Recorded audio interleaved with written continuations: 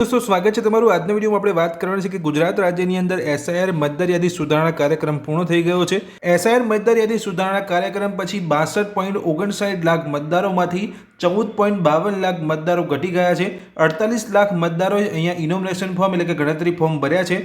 SIR મતદાર યાદી કાર્યક્રમ પૂર્ણ થયા પછી હવે એક નવી યાદી જાહેર કરવામાં આવી છે, જેમાં અહીંયા અમુક મતદારો મૃત્યુ પામ્યા છે, અમુક મતદારો એવા હતા જે ગેરહાજર હતા, અમુક મતદારો અહીંયા શિફ્ટિંગ કરી ગયા છે એક જગ્યાએથી બીજી જગ્યાએ, અને અમુક મતદારો ડુપ્લિકેટ હોવાને કારણે તેમનું નામ અહીંયા મતદાર યાદીમાંથી કાઢવામાં આવ્યું છે। તો આ જે નવી મતદાર યાદી અહીંયા ઇલેક્શન કમિશન ઓફ ઇન્ડિયા દ્વારા જાહેર કરવામાં આવી છે, એ જોવા માટે તમારે તમારા મોબાઈલની અંદર ગૂગલમાં જવાનું છે। નવી જાહેર થયેલી મતદાર યાદી જોવા માટે તમારે તમારા મોબાઈલની અંદર ગૂગલમાં આવવાનું છે, અને ગૂગલમાં આવીને તમારે વેબસાઇટ સર્ચ કરવાની છે, ceogujarat.gov.in આ વેબસાઇટ તમારે સર્ચ કરવાની છે। આ વેબસાઇટ પર જેવું તમે ક્લિક કરશો એટલે કંઈક આ પ્રકારનું પેજ તમને જોવા મળશે। હવે જે ઇલેક્શન કમિશન ઓફ ઇન્ડિયા દ્વારા જે નવી મતદાર યાદી અહીંયા જાહેર કરવામાં આવી છે એસઆઈઆર કામગીરી પૂર્ણ થયા પછી, એ યાદી જોવા માટે તમારે અહીંયા વેબસાઇટની અંદર નીચે જવાનું છે। નીચે તમે જેવા આવશો તો પહેલો જ ઓપ્શન તમને અહીંયા જોવા મળશે નવી યાદીનો, તમે આ જોઈ શકો છો એસઆઈઆર 2026।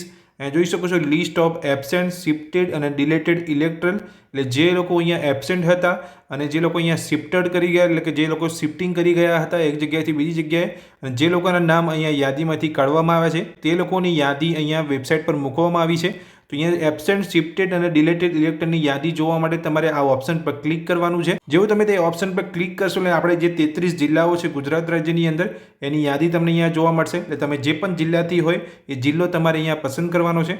જે પણ જિલ્લાની તમે યાદી જોવા માંગો છો તે જિલ્લાની સામે તમે જોઈ શકો છો અહીંયા 100નું બટન તમને જોવા મળે છે, એ 100ના ઓપ્શન પર તમારે ક્લિક કરવાનું છે। જો તમે 100 બટન પર ક્લિક કરશો એટલે એ જિલ્લાની અંદર જેટલા પણ તાલુકા રહેલા હશે તમને અહીંયા જોવા મળશે।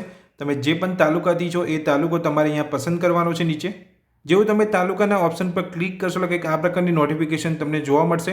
હવે તમારે અહીંયા જોઈ શકો છો અહીંયા ઓકેનું બટન તમને જોવા મળે છે, તે ઓકેના ઓપ્શન પર તમારે ક્લિક કરવાનું છે। જેવું તમે ઓકે પર ક્લિક કરશો એટલે તમને અહીંયા સિલેક્ટ એન અકાઉન્ટનો ઓપ્શન અહીંયા જોવા મળશે। એટલે તમારું જે પણ અહીંયા જીમેલ આઈડી હોય એ તમારે જીમેલ આઈડી અહીંયા પસંદ કરવાનું છે, જે તમે અહીંયા ગૂગલની અંદર સાઇન ઇન કરીને રાખ્યું હોય એ જીમેલ આઈડી તમારે અહીંયા પસંદ કરવાનું છે। એટલે હું મારું જીમેલ આઈડી પસંદ કરી લઉં છું। જેવું તમે જીમેલ આઈડી પસંદ કરીને નીચે તમારે અહીંયા ઓકે પર ક્લિક કરવાનું છે। જેવું તમે અહીંયા ઓકે પર ક્લિક કરશો જે યાદી હશે તમારા મોબાઈલની અંદર અહીંયા ઓપન થઈ જશે, તમે જોઈ શકો છો।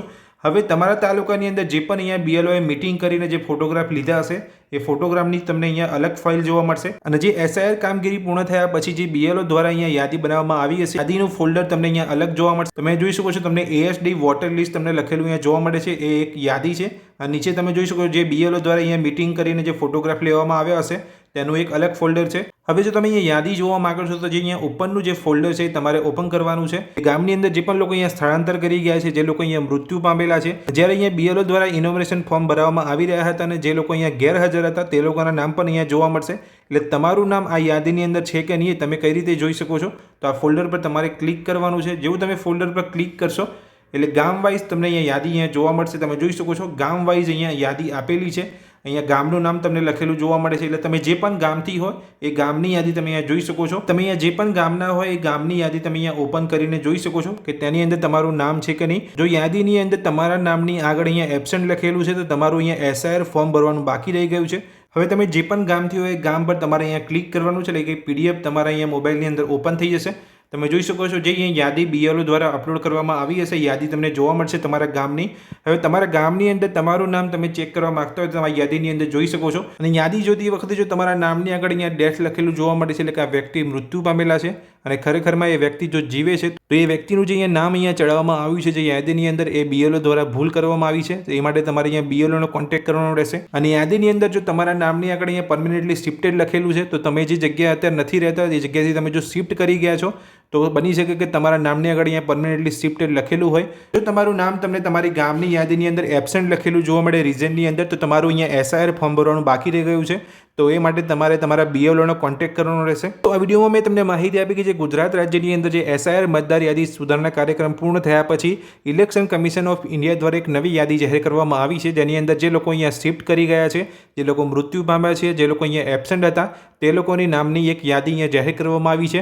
તે યાદીની અંદર તમે તમારું નામ કઈ રીતે જોઈ શકો છો, ગામ વાઇઝ તમે કઈ રીતે યાદી જોઈ શકો છો તે વિશેની માહિતી મેં તમને આ વિડીયોમાં આપી।